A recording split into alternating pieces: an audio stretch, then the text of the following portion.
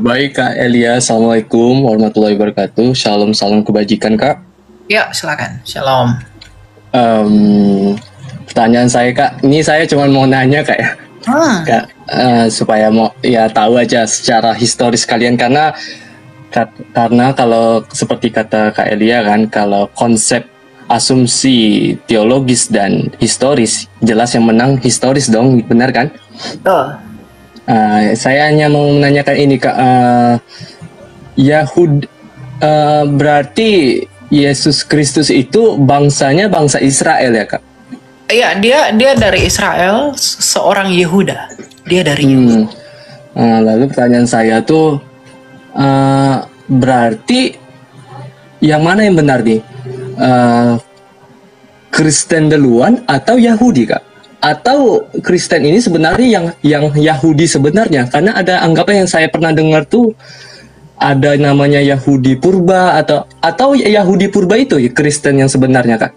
Mohon saya hanya mau tahu itu aja Kak.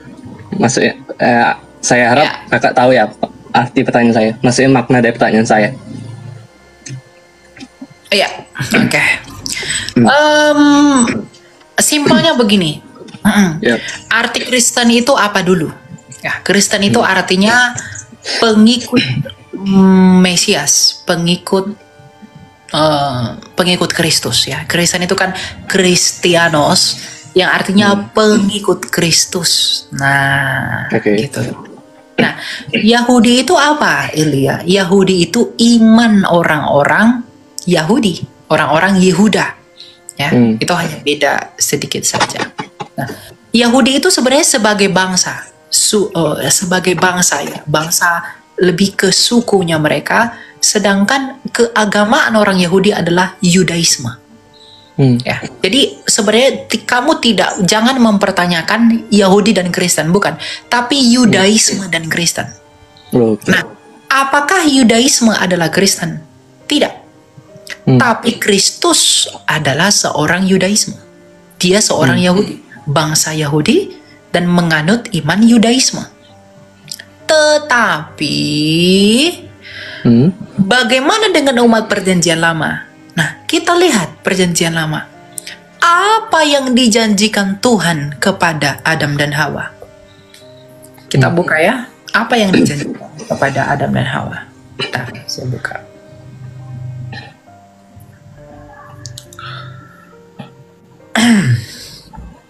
Enggak lemot ya. Kejadian 3 ayat 15. Ini janji Allah kepada Adam dan Hawa.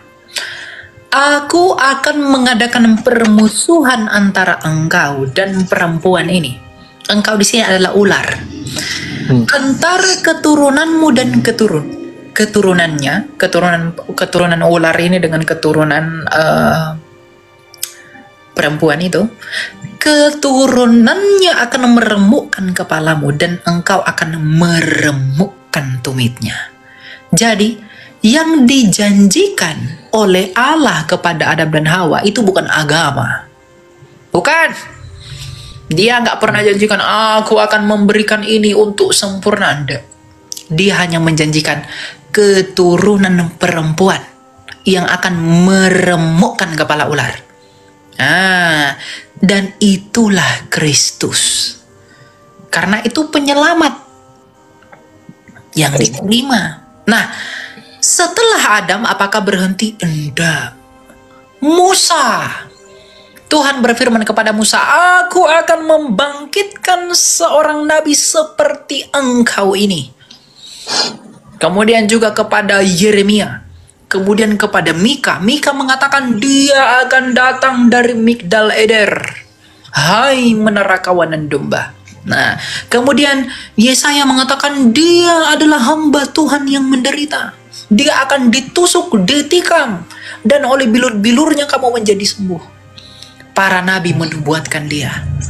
Artinya apa? Para nabi ini beriman kepada Kristus yang akan datang. Itulah Yesus. Makanya ketika Yesus bangkit, ada orang-orang yang dibebaskan dari penjara. Itulah umat perjanjian lama yang menanti-nantikan dia. Kalau umat perjanjian lama beriman ke depan, maka kami itu beriman ke belakang. Jadi yang dicari oleh Musa, yang dicari oleh Adam, yang dicari oleh Yeremia, dicari Daniel 7. Ayat ya di dalam Daniel 7 itu dikatakan anak manusia yang menerima gulungan kitab dari yang lanjut usianya itu. Siapa anak manusia yang kerajaannya tidak berkesudahan menurut Nabi Daniel itu? Yahudi tidak bisa jawab itu. Itu hanya Kristus. Makanya Yesus berkata, siapakah aku ini? Ketika dia di Kaisarea Filipi. Artinya apa? Artinya apa yang dinubuatkan para nabi itu adalah gambaran bahwa mereka menanti-nantikan Kristus, menanti-nantikan Mesias. Dan ternyata Mesias itu Yesus berkata, Anihu, akulah dia.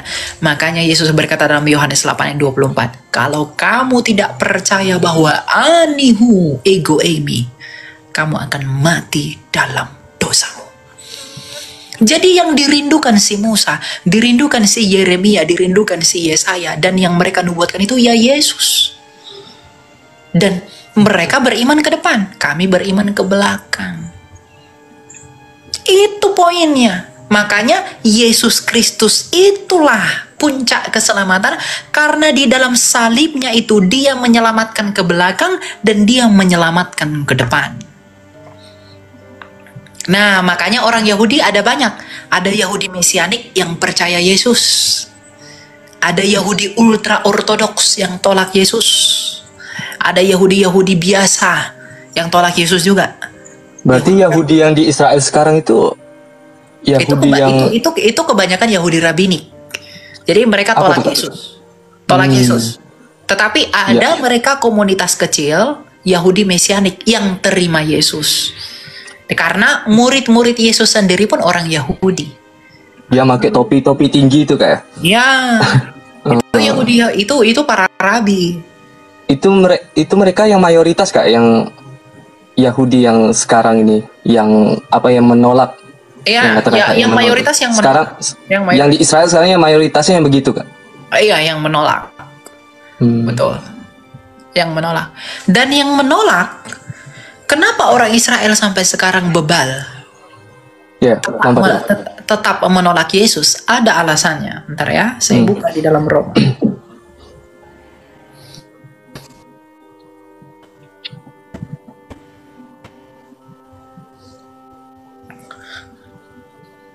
Kita buka ayatnya ya. Roma 11. Ini ada ayatnya. Inilah kesempurnaan iman kami itu. Kenapa sih orang Yahudi masih tolak Yesus sampai sekarang? Ada alasannya. Dijawab oleh orang Yahudi sendiri, yang adalah Rabi Saul, seorang dari suku Benyamin. Itulah Rasul Paulus. Nah, apa kata Rasul Paulus? Begini, ya.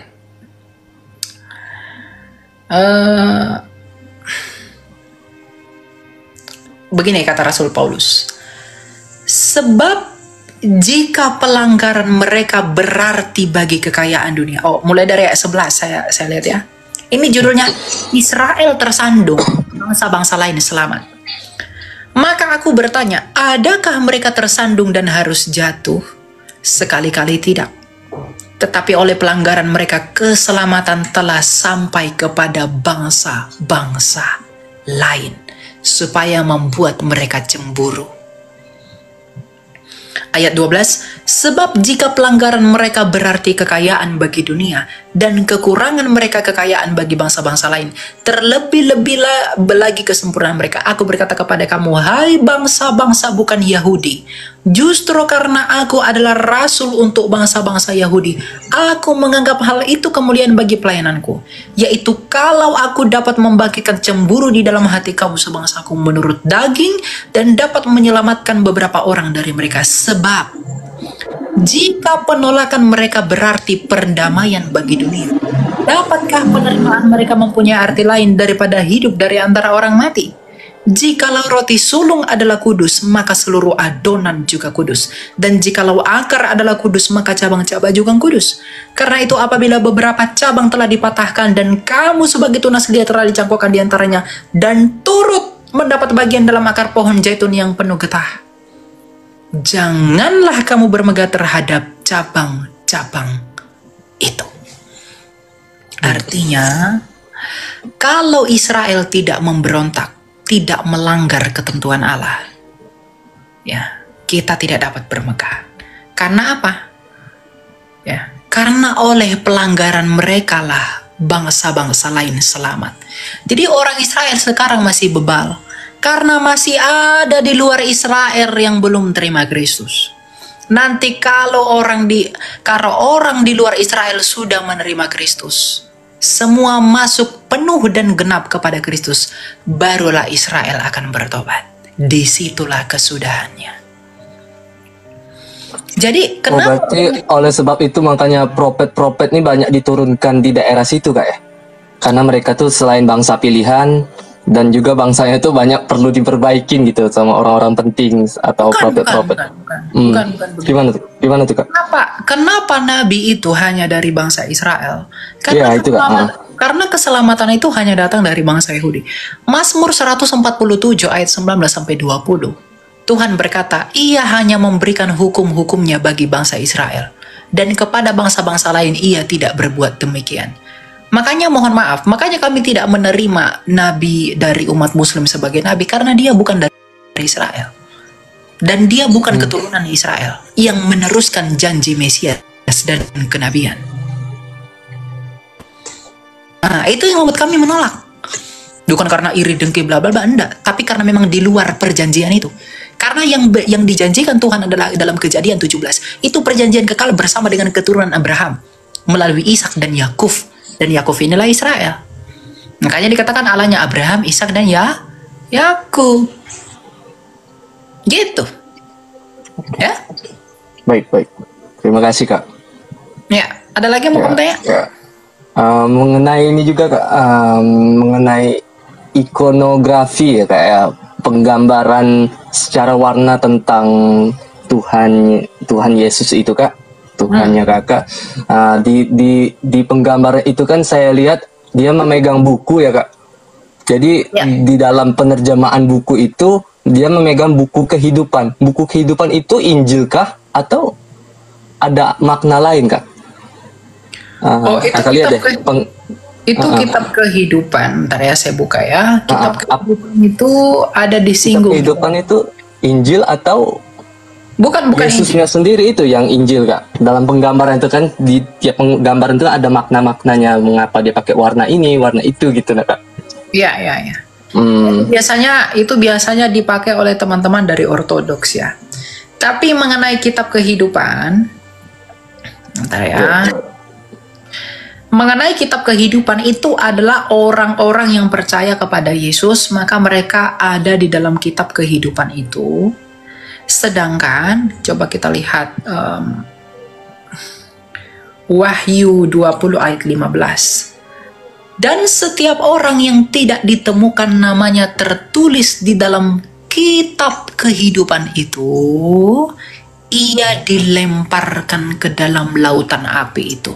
Kitab di sini bukan berarti sungguh-sungguh kitab dengan kertas. Tapi kitab kehidupan di sana merujuk kepada pengetahuan Tuhan mengenai siapa saja yang percaya.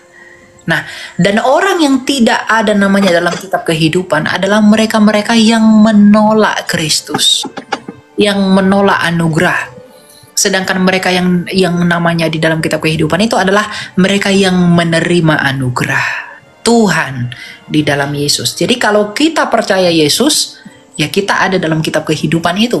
Tapi kalau kita tidak percaya Yesus, maka kita akan dilemparkan ke dalam lautan api. Nah, jadi Yesus itu bukan kitab kehidupan. Yesus itu adalah sumber kehidupan. Tetapi Yesus itu adalah Injil. Jadi bedakan Injil. Injil itu bukan kitab, bro. Bedakan Injil, bedakan kitab Injil. Injil sendiri adalah Yesus. Karena arti Injil adalah Evangelion itu kabar baik. Dan kabar baik itu sendiri ya Yesus. Nah, kitab kehidupan itu datang dari kabar baik itu. Jadi kehidupan dan kitab kehidupan itu adalah buahnya Kristus sebagai sang Injil. Makanya Tuhan Yesus berkata, akulah kebangkitan dan hidup. Karena dialah sumber hidup, mata air yang baru, pembaharuan Adam yang kedua. Gitu. Baik. Gitu ya? Iya, baik Kak. Ya, terima kasih atas jawabannya Kak. Assalamualaikum.